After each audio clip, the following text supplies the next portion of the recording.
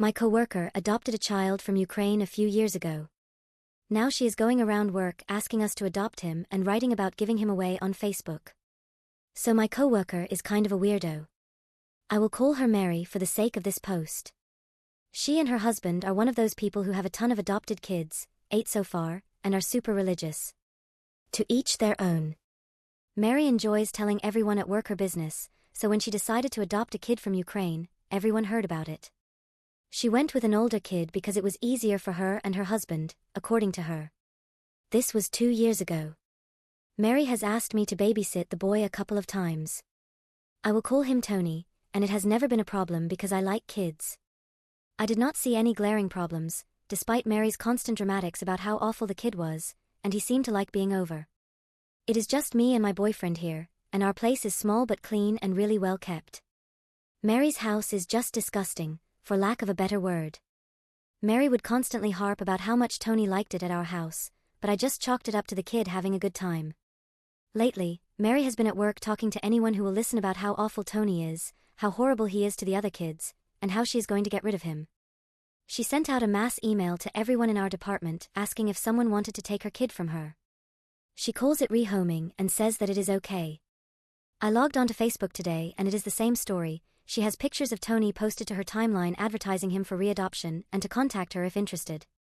I have not replied to her email yet and I have not commented on her post, but I am this close to ripping into her for what she is doing. She has crossed the line from weird to full-blown psycho. Should I call Child Protective Services? I called the police just now, but they sounded completely confused about what to do. They agreed to a welfare check. The post is still up. Is this really legal? I do not know much about adoption, and a quick search for rehoming gets me mostly results about animals. Any advice? Edit. Things have gone crazy. There is mass insanity right now, but I will have an update for everyone tonight. Most importantly, the kids are safe. Update. Let me start with saying a huge thank you to everyone in this subreddit who replied to my post. Now that the dust has settled a bit, I'm honestly kind of overwhelmed by the number of people who went to huge lengths to tell me just how serious the situation was. They deep dived on resources, etc. I got private messages from people who worked for local and state governments and private agencies that were outside of my state but offered their contacts. I had people who spoke Russian and Ukrainian offering to help contact the Ukrainian embassy and offered me contact information for embassy departments. People even contacted us offering money for Tony's immediate needs in the event we decided to take him in. I am sincerely touched by the genuine concern all of you had for Tony and his siblings.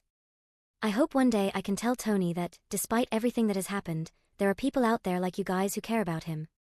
The information you guys gave us helped us act fast and got the ball rolling on this situation faster than my boyfriend and I would have figured out alone.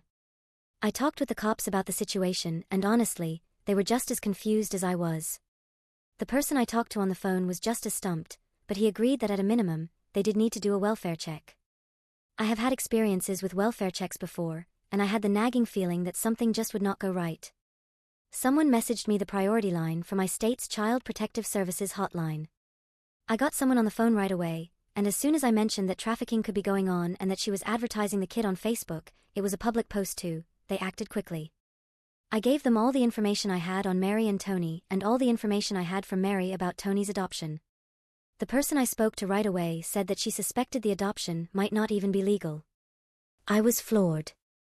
I emailed all the screenshots I had to the person I spoke with and asked for a follow-up if that was at all possible.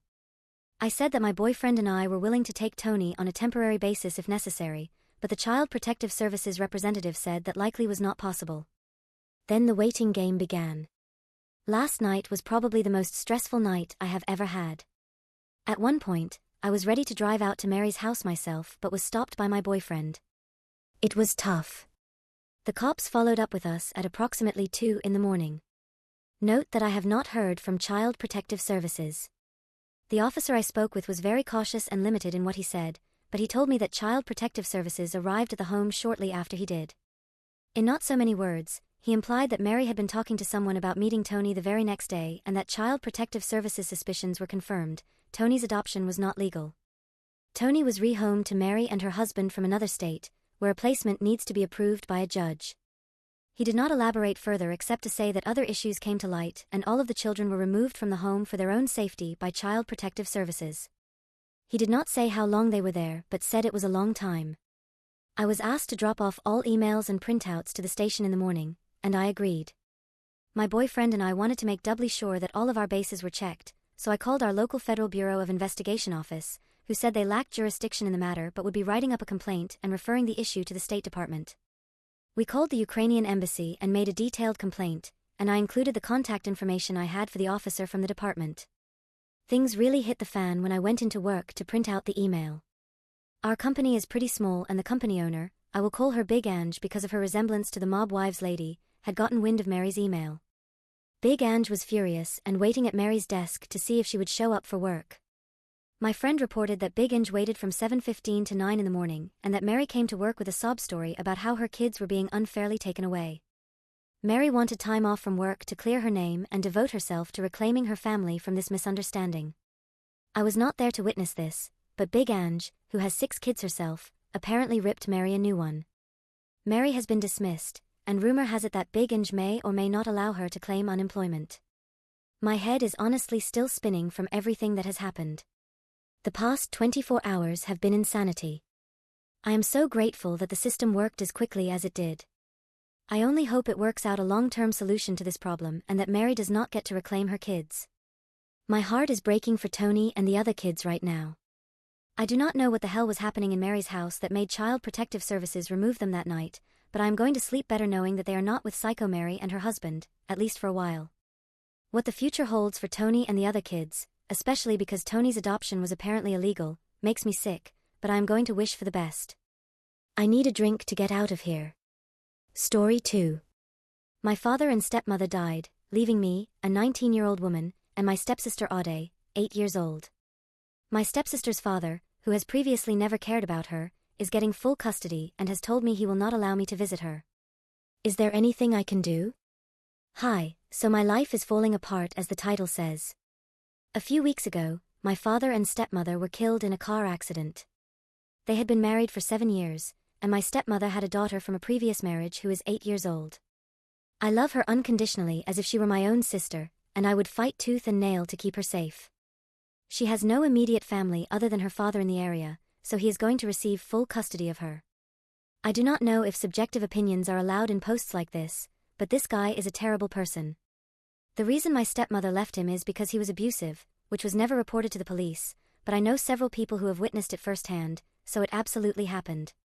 And the reason he was abusive was because my stepsister was born, and he did not want a child. As a result, he has never cared about her, never asked to see her, and has never wanted anything to do with her until now. I was at home with my stepsister a few days ago, and he knocked on the door. I opened it, and we had a really ugly conversation about what was going to happen to my stepsister now that her mother and my father were dead. I told him that if he did end up having custody, I would want to be seeing her as often as possible, as I consider her my family. He told me verbatim, "That is not going to happen, son. I do not want my daughter spending time with half-caste blood." He is referring to the fact that my father is mixed race, and that I am too as a result. I slammed the door. I was absolutely livid. Which brings me to this post. So basically, I have a few questions. First, can anything be done to stop him from having custody? There are no police reports about his abuse, and his criminal record is clean, by all the research I have completed. Second, at the very least, could I contend in court that I have visiting rights to her? I am not actually related to her, so I am not sure what the standing is there. Third, if it is not possible to force allowed visits, is there any way I can straight up adopt my stepsister? I have an office job that pays well, so financial security would not be a problem. I have an apartment of my own, and I would be 100% willing to be her full-time guardian. Edit, I want to make it absolutely clear that my sister does not want to live with her dad, and she says she wants to live with me. Hi, thank you so much to anyone who responds to this. I am at my wit's end, and I will do literally anything to keep my stepsister close to me, and I do not care about the cost. Update. After one of the most stressful months of my life, I can happily tell you all that I got custody of my stepsister. I did as many of you suggested and got a family lawyer, who was one of the kindest and most helpful people I have ever met in my life. I told her the circumstances of my stepmother and father's death through tears and sobbing, and then she told me she would do everything she possibly could to help me. After my stepsister's biological father was informed that I would be trying to get full custody, he basically folded within hours. The lawyer told me that it would not have mattered anyway though. She said that because he had not visited her for such an extended period of time, it was considered abandonment in the eyes of the law, and the likelihood of him specifically getting custody was unlikely. Because of this, after her biological father said he did not want my stepsister, I then spent weeks and weeks filling out the right papers and seeing the right people. I have never signed so many things in my entire life. Because my stepsister had no biological family other than her terrible father, I was given custody on a silver platter, according to my lawyer. Her biological father did not ask for visitation rights, and it appears he did not even care in the first place. He just wanted my stepsister for no reason other than to further upset me. Yesterday I signed the last piece of paper that confirmed that I had 100% custody of my stepsister. After I signed, we both cried and cried for hours. We are both working on processing the death of her mother and my father. As I write this, she is asleep next to me with her head on my shoulder. The past 2 months have hands down been the worst of my entire life. I consider meeting my stepsister the best thing that has ever happened to me, and adopting her is the single best decision I have ever made. These events have made me realize that family is not just DNA-based, it is actionable investments in the life of someone you love. Thank you so much to all the people who helped me in my first thread. I owe all of you for the rest of your lives. Once I turn 21, if any of you are in the Aberdeen area, drinks are on me. I hope you all lead wonderful lives. Give your loved ones a big hug for me. Thank you.